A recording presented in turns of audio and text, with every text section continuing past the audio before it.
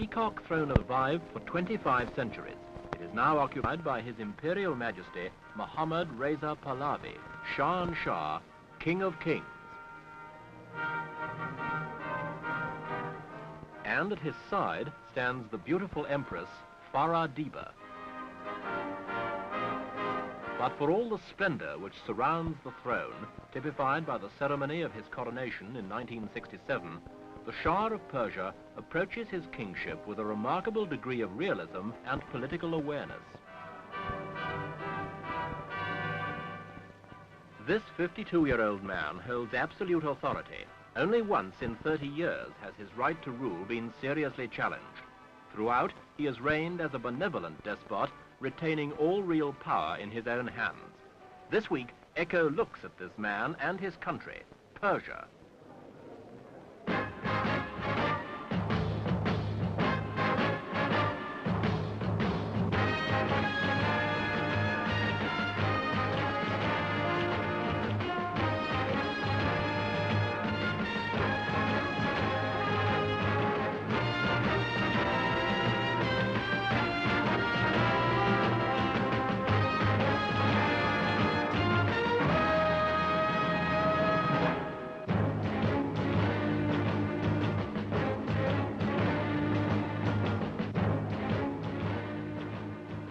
Persepolis, center of the Persian Empire, founded by Cyrus the Great in 538 BC.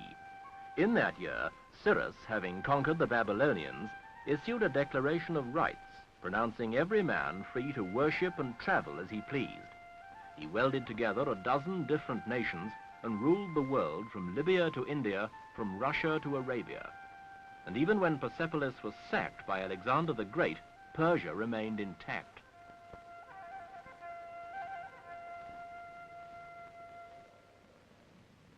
Today, Persia's rugged terrain borders on Pakistan, Afghanistan, Soviet Russia, Turkey, and Iraq.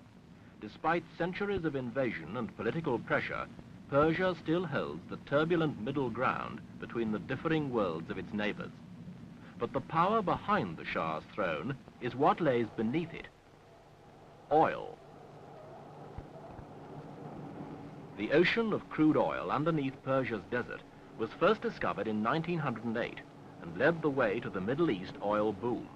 At first, Persia sold concessions on its oil wealth to Western companies, but as the industry grew, so did Persian control. Now she earns $1,000 million a year from oil, and further income from piping natural gas to Russia. Persia is moving up in the world, and oil is paying the way. But as the Shah himself acknowledges, the oil will not last forever. It's not eternal. It is an eternal source of supply. 20 years, 30 years, 50 years' time, it will finish.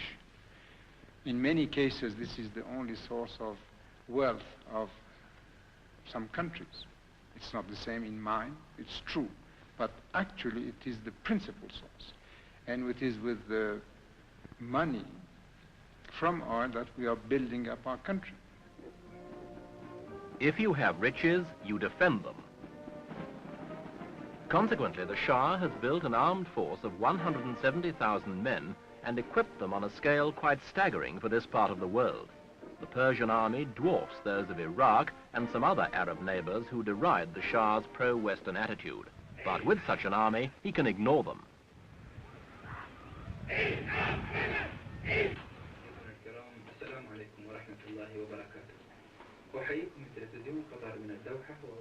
And if you have an army which is not actually fighting, put it to work. In fact, the Shah used his army to launch an offensive against Persia's chronic illiteracy. In 1963, it spearheaded the White Revolution, a package of educational and social reform which largely offset unrest amongst Persia's left wing. The Army's Literacy Corps set up thousands of schools throughout the country to bring education to Persia's 28 million people. And today, a massive school building program is being undertaken to complete the process. Gradually then, the pattern of Persia is changing. Women still spend a lifetime weaving a carpet as they always did. But outside, in Persia's rapidly expanding industrial sector, these are boom times. The Shah delighted Persian businessmen by welcoming foreign companies from Japan, Europe and America, offering them facilities, tax concessions, an expanding market and a growing force of semi-skilled labor, particularly in the car industry.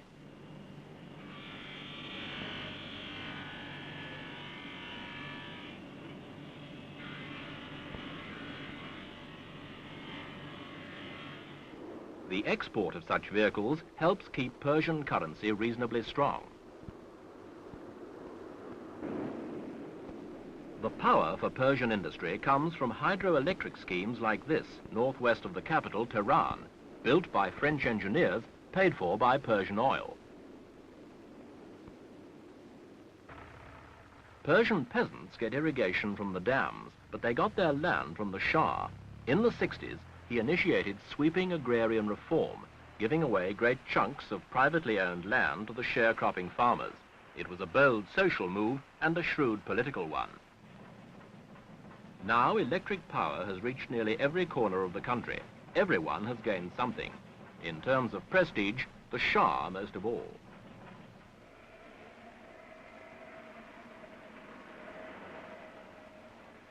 In cities like Shiraz in southern Persia, the frantic race to achieve so much before the oil runs dry seems to threaten the existence of Persia's ancient culture.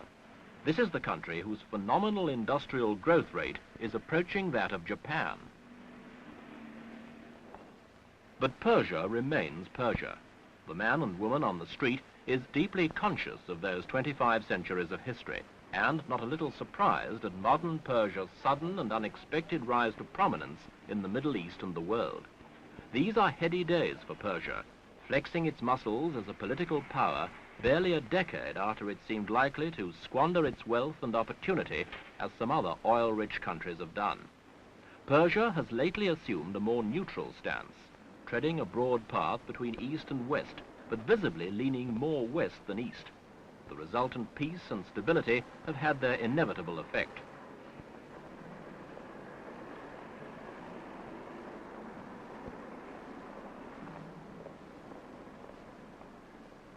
And the vast majority of the people are prepared to attribute it all, rightly or wrongly, to the Shah.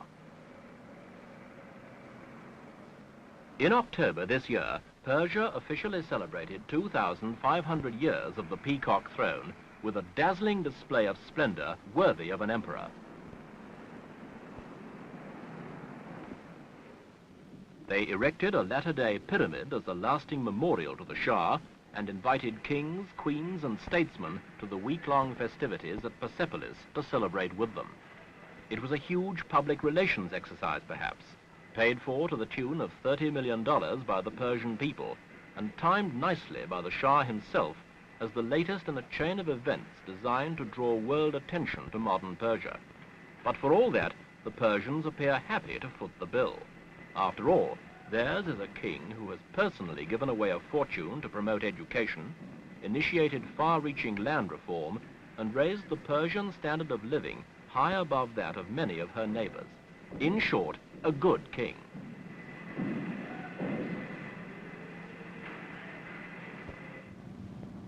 Dramatically, Persia has emerged from its past to become a recognizable power in the world. Little more than a decade ago, it was engulfed in an orgy of internal political squabbling which forced the Shah into exile and threatened to end his reign.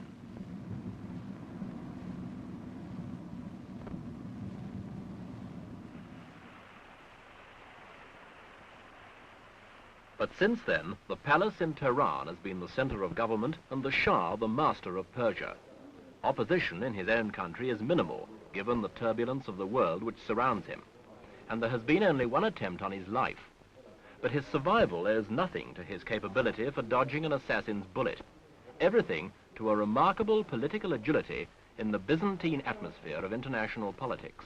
His skill, a fair measure of good luck, far-reaching social progress and an abundance of oil have kept him ahead of the game. If his political dexterity ever played him false, or if good fortune deserted him, he would be in trouble. But if the oil runs dry before the Shah achieves his ambition to transform his ancient country into a modern state, the Peacock Throne might become the hottest seat in the Middle East.